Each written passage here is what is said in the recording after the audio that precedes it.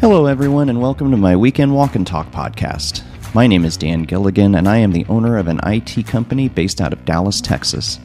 I started this podcast during COVID-19 while walking my dog Fiona. You can think of this as my diary of an IT business owner.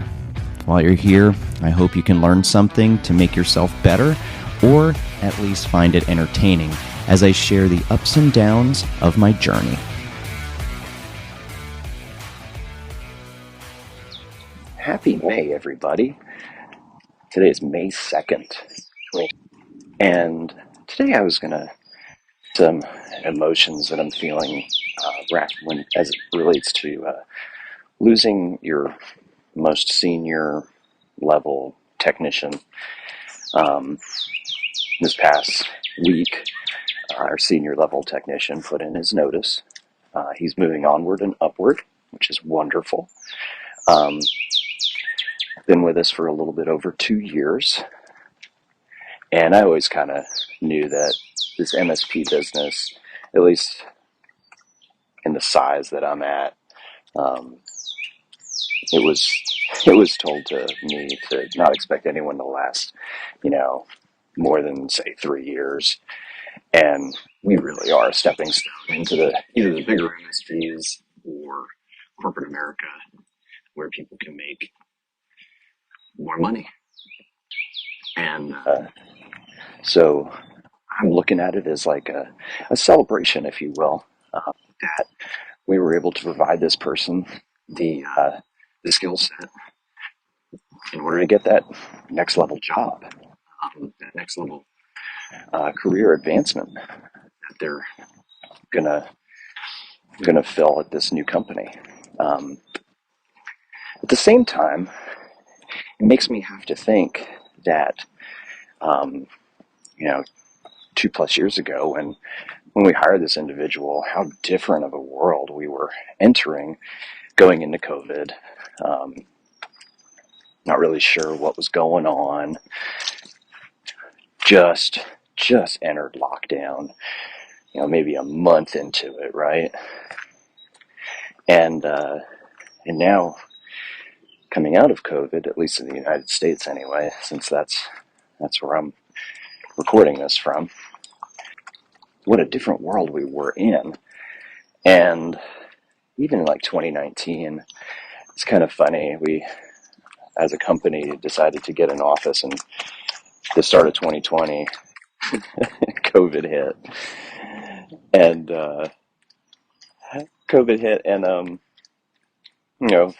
we were working remote before remote was a thing, and it was so hard to get employees because they wanted an office. So then we got an office. It was a shared space at first in 2019, and then everybody goes remote.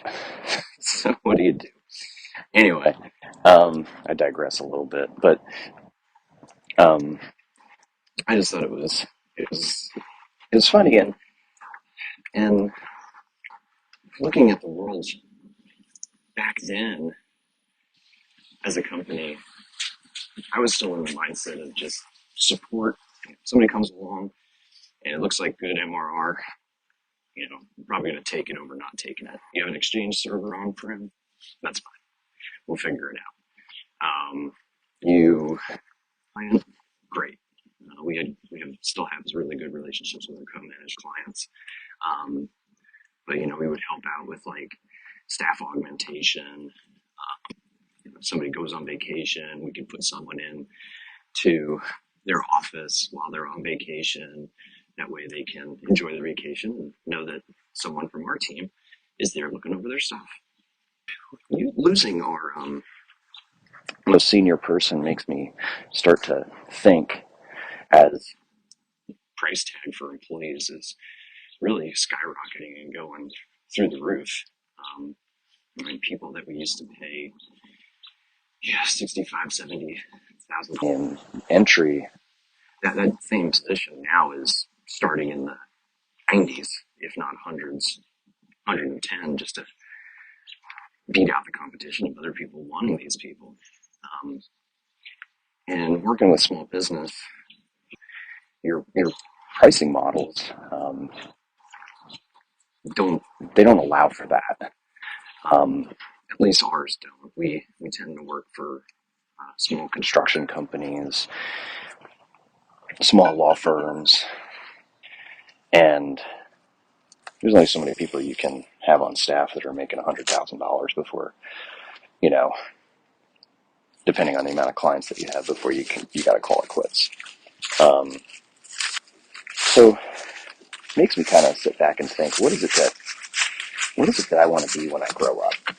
I've been doing this now for, since 2009. What was that? 13, 14 years. What is it that I want to be when I grow up? Do we want to offer support to people that still have on-prem Exchange servers? Do we want to offer that kind of stuff?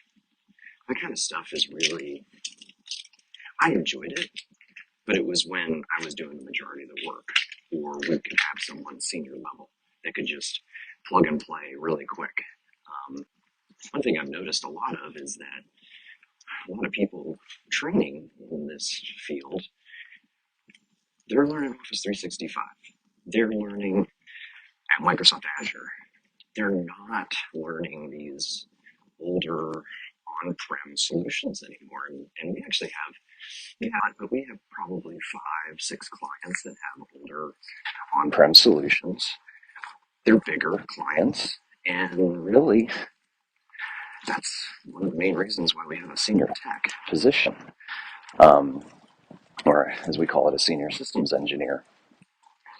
And it has to make me think, since the last few years, we've actually grew a lot of our business around cloud and Office 365, doing Office 365 migrations, moving workloads to Azure, and moving them off premise. So much so that, especially with the salaries that we're going to have to think about paying a senior level engineer, and only having, a handful of clients that require a senior engineer, it's almost not worth it. It's complicated, and now that the rates are going so high, it's a wash. So, what do I want to be when I grow up? Well, one of the things that they say to you is that you don't know what you don't know. But then there comes a time when you do know what you didn't know. I hope that makes sense. And what I do know now that I didn't know a few years back is how much I would enjoy creating an environment that was safe for my employees, not just safe like physically, but safe financially. A good place where they could learn and grow in their knowledge for all things IT. The understanding that I can't be everything to everyone. What I want to be when I grow up is more cloud focused. We need to be cloud focused. We need to move away from on-prem solutions, and we need to have the confidence and the wherewithal to tell clients that we can't support them anymore. And there are other providers out there that are bigger, and maybe not even necessarily bigger, but other providers are not going to choose the cloud first path. And who knows? Maybe they'll be better off with a person working on site to support their on-prem solutions. And these on-prem solutions are becoming so difficult to manage and maintain because of all the security threats and just keeping up with the various updates from Windows 10 and Windows 11 that they're requiring a full-time person anyway, just to keep the things running. But I've thoroughly enjoyed being able to provide an environment that has allowed a team member to grow. Yeah, I'm sad to see the person go, but at the same time, I am so happy to see that person grow.